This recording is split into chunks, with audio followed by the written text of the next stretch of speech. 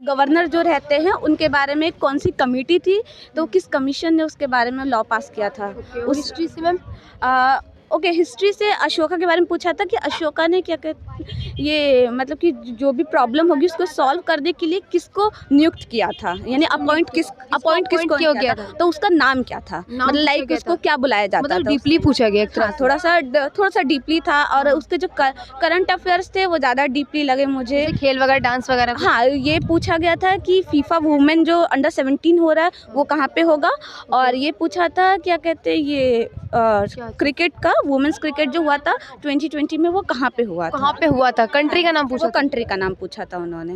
Okay. अच्छा, कुछ full form योजना वगैरह, कुछ योजना स्कीम देखी?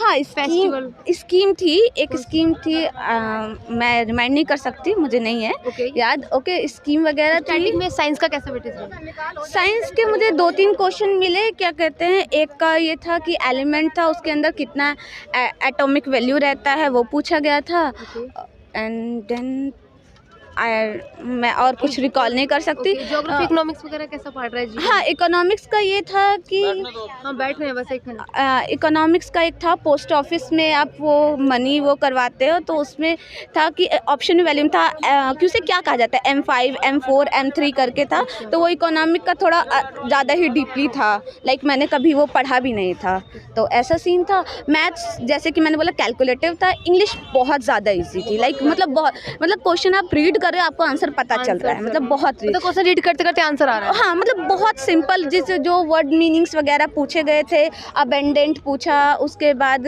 वो क्या कहते हैं ये एंटोनिम्स और एरर वगैरह। हाँ, एरर्स वगैरह पूछे, तो एरर्स भी लाइक आपने क्वेश्चन रीड किया आपको पता चल गया कि एरर क्या है, बिल्कुल सामने था, बहुत ही इजी था।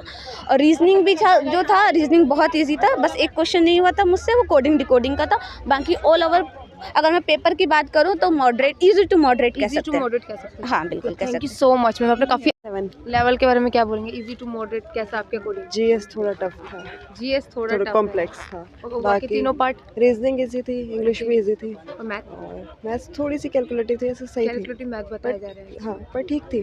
तो जीके का जैसे पॉलिटिकल में आर्टिकल वगैरह कुछ पूछे गए, मौलिक अधिकार से रिलेटेड क्या पूछे गए थे? फंडामेंटल ड्यूटी के बारे में पूछा था एक क्वेश्चन। फंडामेंटल ड्यूटी के बारे में पूछे गए थे, और कुछ पॉलिटिकल में? हिस्ट्री से था क्वेश्चन। हिस्ट्री में क्या पूछा गया था कुछ? एग्जैक्ट तो मुझे याद नहीं है। मतलब किस टॉपिक से, कुछ टॉपिक थोड़ा बहुत आ रहा हो याद कि हाँ इससे पूछा गया था, ज़्यादा डीपली पूछा जा रहा है या ऊपर से? डीपली है, डीपली पूछा जा रहा है। अशोका पे था एक क्वेश्चन, बाकी मुझे अशोका में किसको उपस्थित किया गया था? एक मैम ने भी बताया था किसको कनेक्ट किया जाता है, इस तरह से कुछ क्वेश्चन नहीं, अभी साइंस वगैरह कैसा बेटे? साइंस में था एक क्वेश्चन। क्या क्वेश्चन था? केमिस्ट्री से था एक क्वेश्चन। केमिस्ट्री से था, ओके। इकोनॉमिक्स, ज्योग्राफी वगैरह से? ज्योग्राफी नहीं, ध्यान नहीं। डांस से क्वेश्चन था मैम कुछ? हाँ, एक अवार्ड था। एक अवार्ड था महिला से रिलेटेड? उड़ीसा से कुछ। उड़ीसा से रिलेटेड? हाँ, डांस से।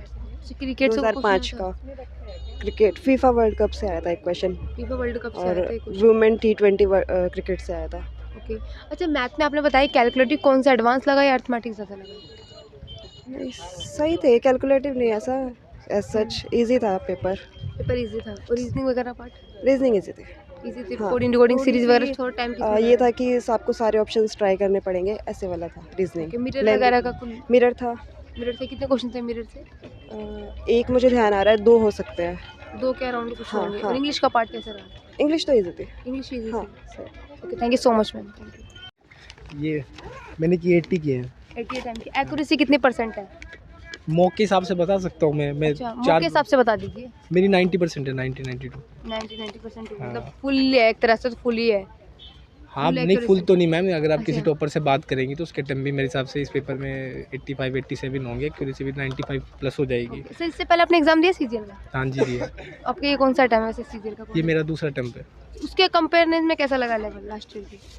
उसके लेवल में सेम ही है, सब सेम ही है। टफ तो लगा कि उसके टफ लगा या उसके मुकाबले इजी लगा, ये कहने का मतलब है? मैम जो प्रिपेयर करेगा तो हाँ। मेरे ख्याल से उसके लिए इतना टफ नहीं होगा, बिल्कुल बिल्कुल है ना। सही। जो नहीं करेगा फिर थोड़ा सा बन जाती है चीज़ें, आपको प्रैक्टिस काफ़ी करनी पड़ेगी, मतलब हाँ ये आप कह सकती है। ठीक है सर, अटेंडेंस मतलब कितने % लोग प्रेजेंट दिखे आपको? 40-50% के बीच ही होंगे, इससे फुल तो था ही नहीं। फुल नहीं था।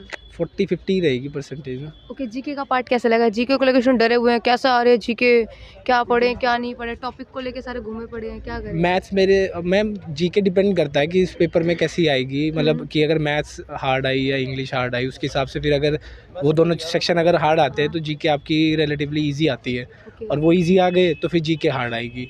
बट अगर आप आपको सर ने कितनी अच्छी टिप बताई अपने एक्सपीरियंस के अकॉर्डिंग। आपने क्या बोला, मैथ अगर रीजनिंग इजी आ रही है तो जीके टफ आएगी, राइट? और जीके इजी आ रही है तो दोनों में कैलकुलेटिंग या टाइम टेकिंग होगी, दोनों में से टफ आएगी। जी ओके, और जीके के लिए आपने किस तरीके से प्रिपरेशन की थी और आपको फिर उसके प्रिपरेशन के अकॉर्डिंग कैसा लगा यहाँ पे? प्रिपरेशन के हिसाब से ठीक है मैम, अगर आपने प्रीवियस ईयर लगाए हैं तो आपको ये भी पता होगा किस टाइप के क्वेश्चन पूछे जा सकते हैं।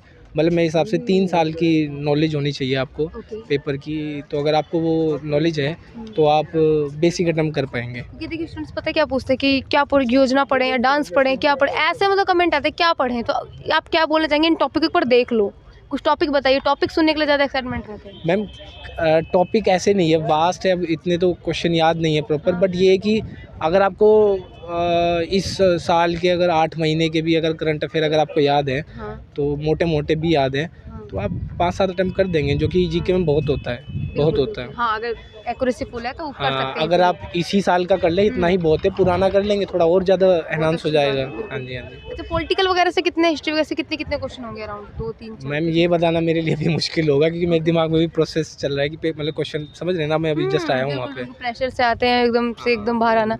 अच्छा, टाइम टेकिंग क्या लगा? रीजनिंग लगा, मैथ थोड़ा बहुत, टाइम टेकिंग कुछ लगा? टाइम टेकिंग तो मैम इंग्लिश थोड़ी रिलेटिवली वैसी है जिसमें कि आपको थोड़ा सोचना पड़ता है। अच्छा। हाँ, ऐसा नहीं है कि आपने कुछ सोचा हुआ है उसका आंसर आ जाएगा, जैसे एंटोनिम सिनोनिम में होता है, थोड़ा बहुत इधर उधर होता है, वो थोड़ा सा टाइम का होता है, बाकी ठीक है। तो स्टूडेंट्स को क्या मैसेज देना चाहेंगे आप एग्जाम आने से पहले? मैंने तो कोई अभी एग्ज़ाम क्लियर नहीं किया तो मैं तो फिर भी नहीं अपने बनता है। प्रिपरेशन के अकॉर्डिंग कुछ आप एग्जाम दिए, अपने एक्सपीरियंस के अकॉर्डिंग बताइए कि हाँ इस बात का जरूर ध्यान रखिए, ऐसे आप लोग अटेम्प्ट कर सकते हैं। अपने एडवाइस एक छोटी सी। कॉन्फिडेंटली दीजिए तो चीज़ें अपने आप बेटर हो जाएंगी। जो आपने प्रिपेयर किया है उसको क्या नाम है, आप 100% अप्लाई कर पाएंगे अगर कॉन्फिडेंट रहेंगे। नर्वस होने का कुछ इतना नहीं है, पेपर इतना ऊपर नीचे नहीं है, सेम लेवल का है, तो कॉन्फिडेंटली दीजिए।